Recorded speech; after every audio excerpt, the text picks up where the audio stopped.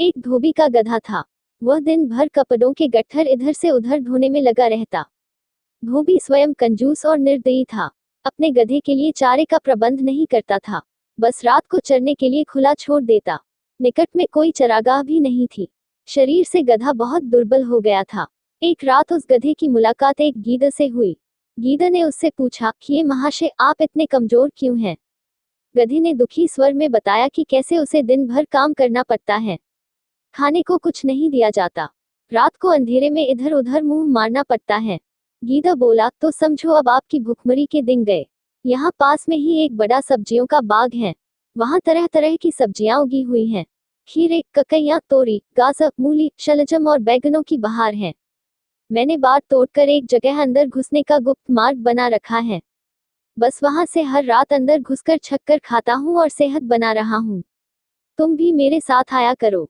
लार टपकाता गधा गीदड़ के साथ हो गया। बाग में घुसकर गधे ने महीनों के बाद पहली बार भरपेट खाना खाया। दोनों रात भर बाग में ही रहे और पौ फटने से पहले गीदड़ जंगल की ओर चला गया और गधा अपने धोबी के पास आ गया। उसके बाद वे रोज रात को एक जगह मिलते, बाग में घुसते और जी भरकर खाते। धीरे धीरे गधे का शरीर भरने लगा। उसके बालों में चमक आने लगी और चाल में मस्ती आ गई। वह भुखमरी के दिन बिल्कुल भूल गया। एक रात खूब खाने के बाद गधे की तबीयत अच्छी तरह हरी हो गई। वह झूमने लगा और अपना मुंह ऊपर उठाकर कान फफडाने लगा। गीदड़ ने चिंतित होकर पूछा, मित्र, यह क्या कर रहे हो? तुम्हारी तबीयत तो ठीक है। गधा आंखें बंद करके मस्त स्वर में बोला, मेरा दिल गाने का कर रहा है। अच्छा भोजन करने के बाद गाना चाहिए। सोच रहा हूँ कि ढेंचू राग गाऊं। गीदड़ ने तुरंत चेतावनी दी, न ऐसा न करना गधे भाई। गाने वाने का चक्कर मत चलाओ। यह मत भूलो कि हम दोनों यहाँ चोरी कर रहे हैं। मुसीबत को न्योता मत दो। गधे ने टेढ़ी नजर से गीदड़ को देखा और बोला, गीदड़ भाई, तुम जंगली के जंगली रहे। संगीत के बारे में तुम क्या जानो? गीदड़ ने हाथ जोड़े, मैं संगीत के बारे में कुछ नहीं जानता, केवल अपनी जान बचाना जानता हूँ। तुम अपना बेसुरा राग अलापने की जिद छोड़ो, उसी में हम दोनों की भलाई है। गधे ने गीदड़ की बात का बुरा मानकर हवा में दुलत्ती चलाई और शिकायत करने लगा, तुमने मेरे राग को बेसुरा कहकर मेरी बेइज्जती की है।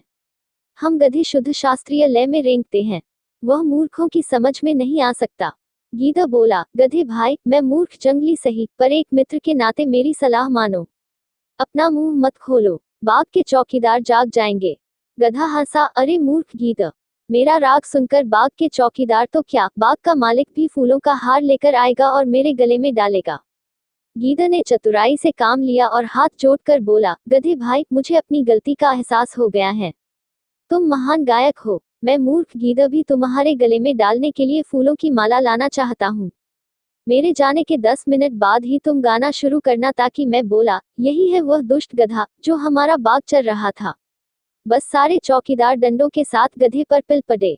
कुछ ही देर में गधा पिट पिट कर अधमरा गिर पड़ा। सीखा, अपने शुभचिंतकों और हितैषियों की नेक सलाह न मानने का परिणाम बुरा होता है।